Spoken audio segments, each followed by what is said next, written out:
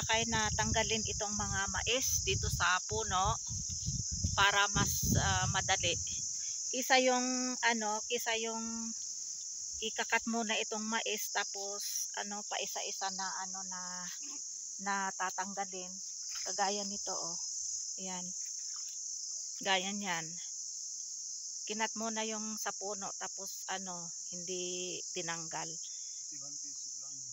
And then if you do like this, you cut first and then you have to sit down and remove one by one. So this is more difficult and very hard to sit down. So this is better. You stand up and you remove one by one itong mga mais. Ayan oh. Dito tapos na yung mga dried na mais tapos na. Ayan. So dito naman kaya nagdala ako ng tini lakay kasi nagutom siya. So ayan, nagpapahinga siya. Ayan, tingnan niyo itong tiger namin. Ayan yung mga natanggal doon banda. Ayan oh, nakikita niyo naman siguro yung mga natanggal na. Ayan, natanggal na din oh. So bumaba ako dito sandali kasi nag-aalmusal si Fahad, kaya sabi ko kay Fahad alagaan niya muna si Langga doon para dinala ko yung yung tinilakay. So tutulong muna ako sandali dito tanggal ng mga mais. Para marami na pala natanggal nila kayo. Ayan oh. Ayun oh, marami din oh. Halos lahat natanggal na nila kayo. So this is another way how to remove corn kasi last year at every year yung ginagawa namin ay kinakat muna itong puno. Yun nga, tapos itatambak namin itong mga puno with mga mais tapos tatanggalin pa isa-isa. So sabi nila kay masakit daw yung kanyang tuhod na na uupo para tanggalin. So mas maganda itong nakatayo na tatanggalin. Kunti na lang pala ang doon punta ako doon.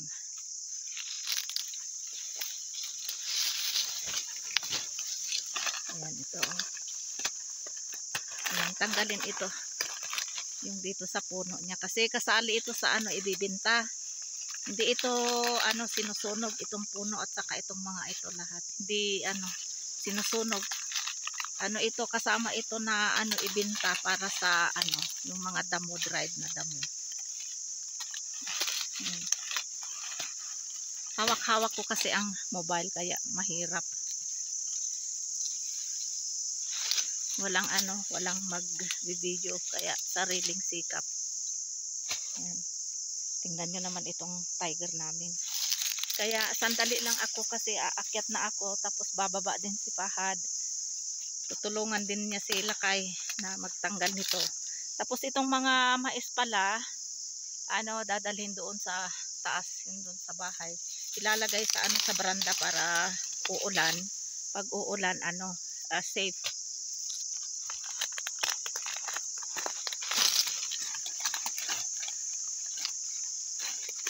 Ayan ang laki oh. Mas may malaki pa dito. Malaki na mataba. Ayan. Hindi ko matanggal kasi nga hawak-hawak ko itong mobile. Ayan o, tingnan nyo ito o. Ayan, 1, 2, 3, 4 yata. Ito o.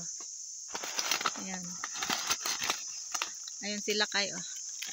Dar, si Salam. O, Dar. Salam.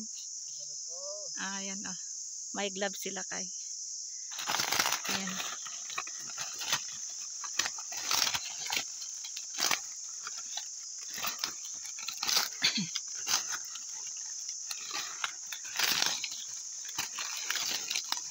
Hirap nang tanggalin.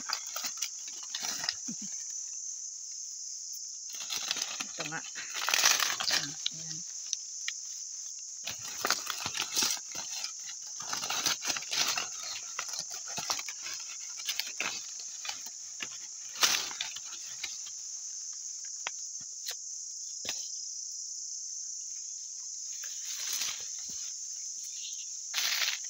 Itong laki oh.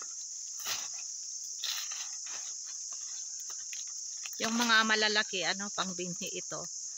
At saka yung mga maliliit, ano, yun ang, ano, ipakain sa manok ni Fahad.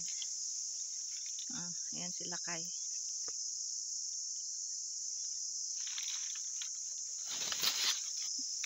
Dapat may ano. That's why you ask this scissor? What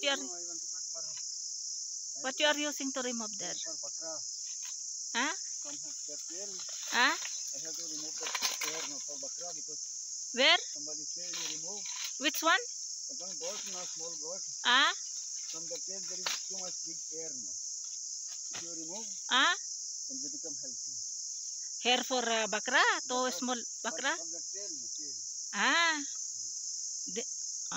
Only hair, eh? Yeah. And now this one, Bajradar, this pearl millet is almost ano to harvest. No. Yan oh. Ito yung pearl millet oh. Yan oh. Because still not ready also this one oh.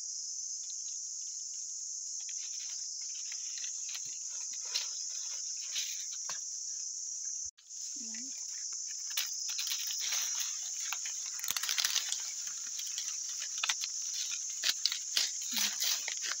Very big this one, Madar. Oh. You see, that's why, no, you know why? Because if you are kind, to give somebody message for any meal to eat, then Allah give you like that. This is not for you only and chicken. Yeah, no. Not only for us to eat. This is for chicken, for goat, no? Yeah. And everything. And we give also our neighbors to cook for them. Ang dami ng ano na tanggal. So aakyat na ako kasi bababa si Fahad at tutulungan niya sila kay. Itong mga mais na ito ay ilalagay niya sa sako. And then dadalhin niya doon sa taas. Yun doon sa taas yung sa baranda. Yun doon. Para anytime uulan hindi mabasa doon sa tiyang. So sisilid niya ito lahat sa sako. Yan yung mga sako na dala ko oh. 3 yung sako tapos pag ito bubuhatin niya lahat. Yan hanggang doon. Tapos pag mabuhat niya lahat ito, mahakot niya lahat, tutulungan niya sila kay na magtanggal din ng mais. Ayan oh. Marami nang natanggal. Marami nang na dried. Kaya buti na lang nakapagpadala ako pa sa sa Rawalpindi. Konti na lang talaga yung yung pwede pang ilaga. Pero yung iba ay talaga dried na kasi doon nasisikatan ng araw. Saan na sila kay? So I will go now, Dardar. Yan na sila kay. Akyat na ako kasi bababa na si Fahad. Sana kung okay lang silangga, normal silangga, maiwan-iwanan ko siya at matulungan ko sila kay kaso silangga si Fatma pumasok naman sa school. So akyat na ako doon. Ayan.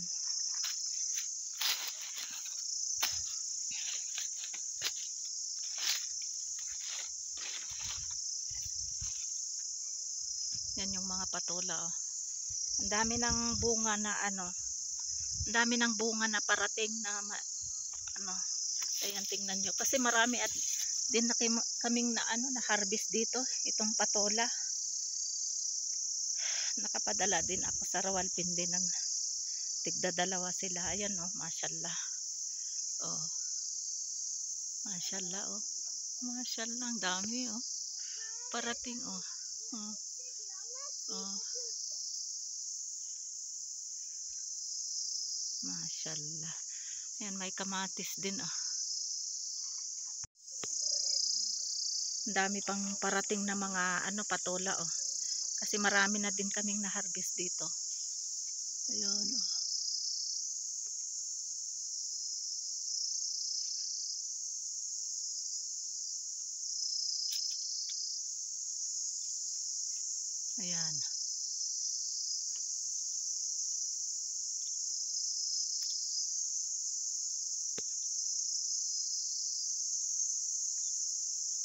Ito pwede na ito pitasin, oh. Ayan, malaki na.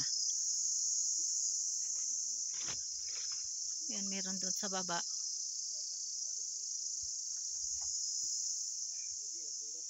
Ayan.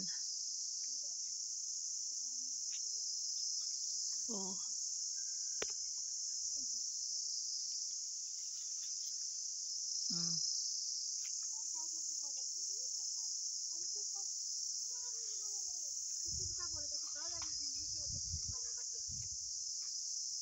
Meron din doon sa ano, taas ng yero.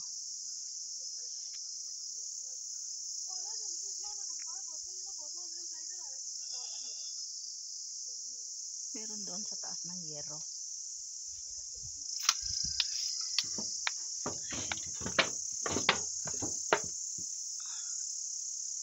Ayun, oo.